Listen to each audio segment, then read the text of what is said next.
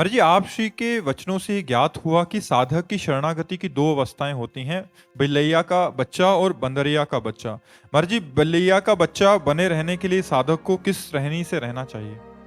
इसमें अंदर से असमर्थता प्रकट हो, अपने को शक्तिहीन महसूस करो, वो आप हो।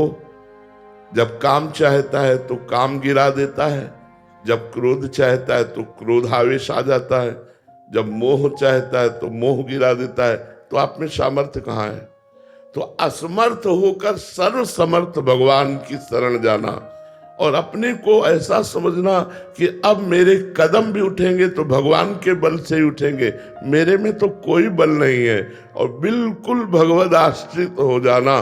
तो फिर भगवान जैसे अर्जुन के रथ की डोर अपने हाथ में ले ली, ऐसे हमारे जीवन की बागडोर स्वयं भगवान संभाल लेते हैं। और वो देखता है सब भगवान हमसे मंगलमय कार्य कराते चले जा रहे हैं, मेरी सामर्थ्य से नहीं हो रहा, ये मेरे भगवान से हो रहा है, ऐसा अनुभव होने लगता है। अहंकार रहित शरणागत बिलैया का बच्चा है, और विवेक युक्त शरणागत भक्त बंदरिया का बच्चा है। तो अगर हमारे अंदर ज्ञान है, हमारे अंदर बल है, तो प्रयोग करके देख लो। जब हार जाना तब बिलैया का बच्चा बन जाता है। बिलैया का बच्चा वो स्वयं एक स्थान से दूसरे स्थान तक नहीं जाता, बिलैया अपने मुख में उसे दबा के ले जाती है। ऐसे ही हमारी प्रत्येक चेष्टाएं भगवत बल से हो रही, ऐसा हमें अनुभव होने लगे।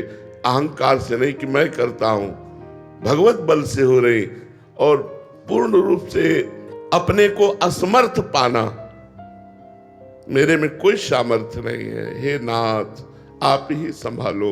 वो बस भगवान को पुकारता रहता है। जैसे बिलैया को बच्चा को कोई कष्ट हो तो म्याऊं के सिवा कुछ नहीं बोलेगी। तो शरणागत हे हरि, हे करुणा में, अब आप देख लो मेरे में कोई सामर्थ्य नहीं, आप संभालो। यह है बिलैया का बच्चा बनना, पूर्ण भगवद आश्रित, अपने में निर्बलता।